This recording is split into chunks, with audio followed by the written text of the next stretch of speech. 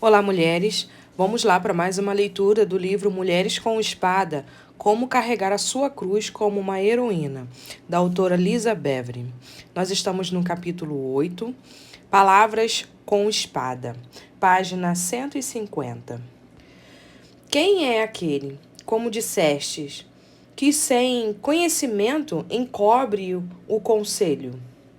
Na verdade, falei do que não entendia. Coisas maravilhosas demais para mim. Coisas que eu não conhecia. Jó, capítulo 42, versículo 3.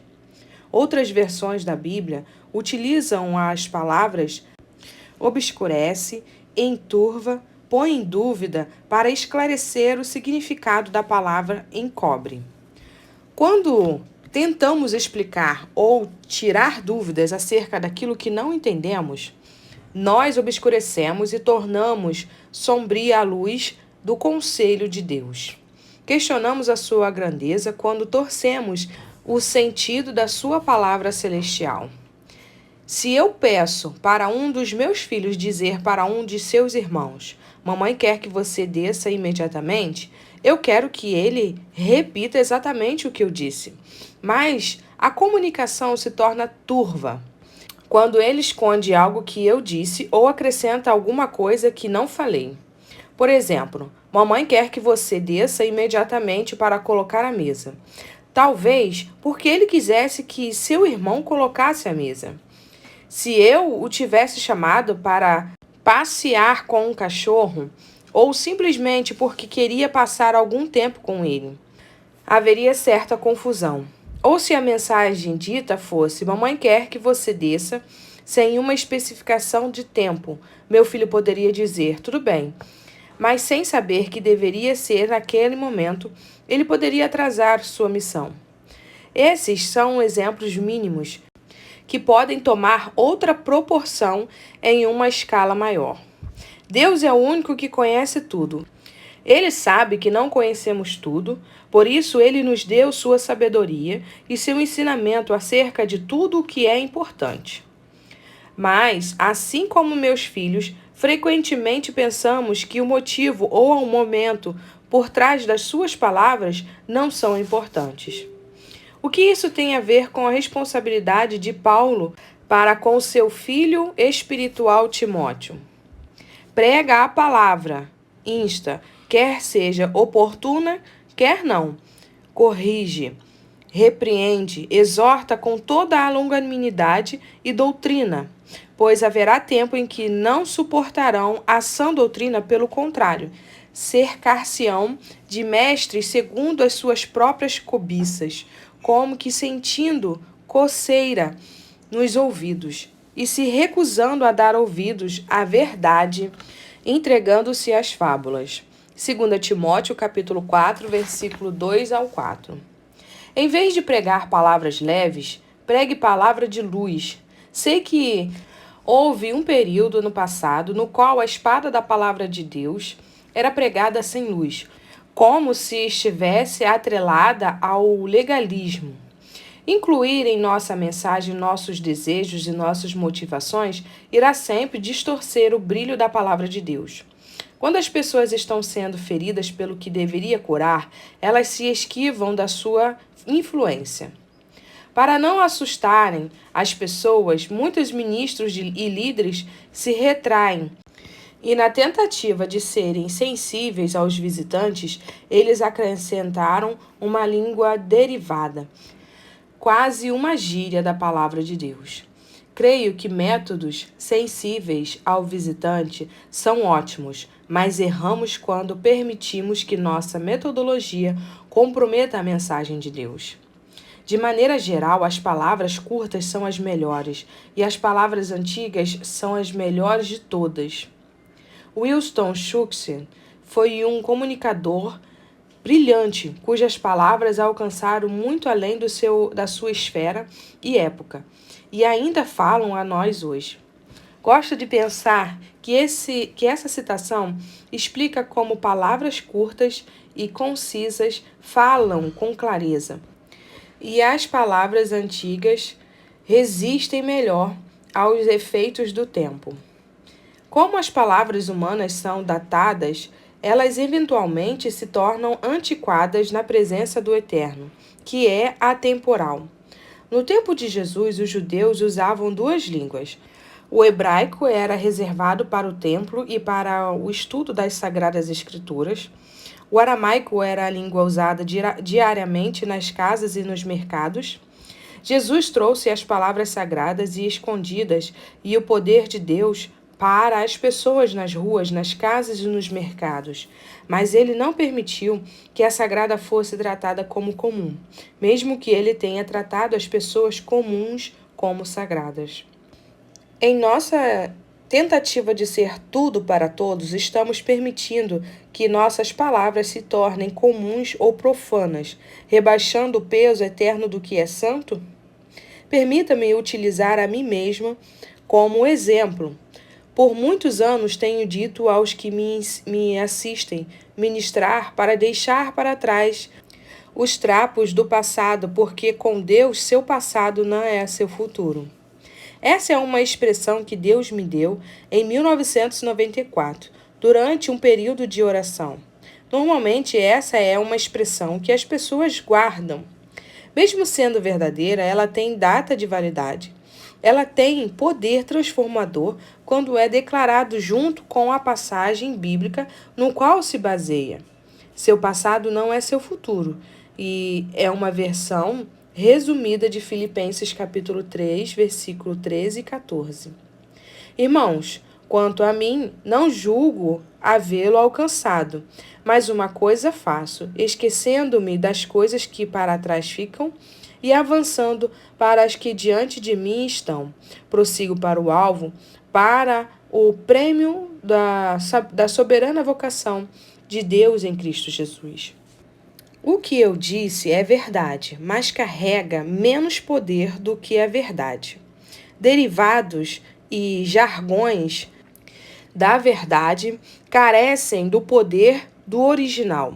Não podemos mais dar vida a palavras que estão vazias de poder, imaginando que os textos sagrados não são mais necessários em nossas apresentações. Iremos sempre falhar quando buscamos ser bíblicos sem usar os textos bíblicos. Clichês são fáceis de lembrar porque são clichês.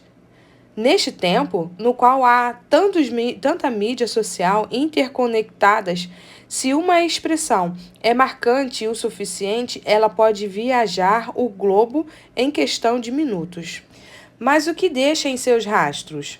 O Facebook e o Twitter têm o poder de transformar?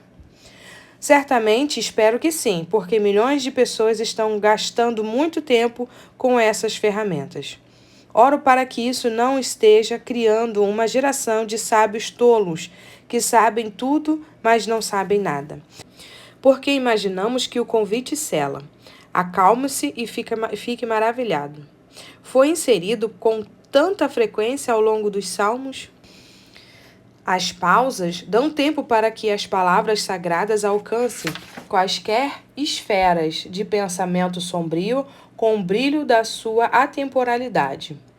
Sem a voz do Espírito Santo não há convicção do pecado e principalmente nenhum conselho verdadeiramente sábio. Eu me pergunto que tipo de palavras temos liberado para vivermos a realidade em que estamos hoje. William, o fundador do Exército da Salvação, foi entrevistado e perguntaram a ele quais eram suas preocupações quanto à igreja do próximo século. Aqui está o que ele respondeu. Em resposta à sua pergunta, considero que os principais perigos que confrontarão o próximo século serão a religião sem o Espírito Santo, o cristianismo sem Cristo, o perdão sem arrependimento, a salvação sem regeneração, a política sem Deus e o céu sem inferno. Quando li esse aviso profético, meu coração ficou partido como se fosse apunhalado com a ponta de uma espada. Não senti dor pelos erros cometidos por outros, mas pelos meus próprios erros. Agora não é hora para nos dividirmos e apontarmos dedos. A condição do corpo de Cristo é muito desesperadora. Se o que declaramos no passar das últimas décadas criou a realidade atual, vamos intencionalmente construir um novo modelo alicerçado na rocha sólida da Palavra de Deus. Alguém há cuja tagarelice é como ponta de espada, mas a língua dos sábios é medicina. Provérbios capítulo 12, versículo 18. Vamos declarar a sabedoria de Deus e assistir a cura começar. Advertências. Muitas coisas na vida vêm com um rótulo de advertência, e as palavras definitivamente vêm com um aviso múltiplos. Cuidado, morte e vida estão no poder das suas palavras. Cuidado, seja tardio ao falar. Cuidado, pensamentos e palavras criam sua realidade. Vigie seus pensamentos, eles se tornam palavras. Vigie suas palavras, elas se tornam ações. Vigie suas ações, elas se tornam hábitos. Vigie seus hábitos, eles se tornam seu caráter. Vigie seu caráter, ele se torna o seu destino. Por ser tão poderosa, essa citação pode fazer com que nos posicionemos e vivamos constantemente vigiando nossos pensamentos, palavras, ações e hábitos. Essa progressão é verdadeira, mas não precisamos viver nos policiando e editando constantemente nossos pensamentos. Em vez disso, Deus nos convida a trocar os nossos pensamentos e caminhos pelos dele, o que inclusive é muito mais fácil do que resolvermos as coisas por nós mesmos. Porque os meus pensamentos não são os vossos pensamentos, nem os vossos caminhos os meus caminhos, diz o Senhor. Porque assim como os céus são mais altos do que a terra, assim são os meus caminhos mais altos do que os vossos caminhos, e os meus pensamentos mais altos do que os vossos pensamentos. Porque assim como descem a chuva e a neve dos céus, e para lá não tornam, sem que primeiro reguem a terra, e a fecundem, e a façam brotar, para dar semente ao semeador e pão ao que come. Assim será a palavra que sair da minha boca. Não voltará para mim vazia, mas fará o que me apraz e prosperará naquilo para que a designei. Isaías capítulo 55, versículo 8 a 11. À medida que lemos a sua palavra, ela renova nossa mente. À medida que nossa mente é renovada, nossos pensamentos mudam. Essas palavras, na maneira como pensamos, produz mudança naquilo que dizemos acerca de nós mesmos, do nosso mundo e das outras pessoas. Essa mudança em nossa língua produz mudança em nossas ações e nos conecta com os propósitos do céu para a terra. Nossas palavras começam a ecoar a vontade do nosso Pai no céu e a videira começa a florescer. A palavra viva de Deus é a origem de toda a verdade poderosa e transformadora. Acima de tudo, a verdade não é uma teoria a ser debatida. Ela é a palavra feita carne, Jesus. Jesus responde: Eu sou o caminho, a verdade e a vida. Ninguém pode chegar até o Pai a não ser por mim. João capítulo 14, versículo 6.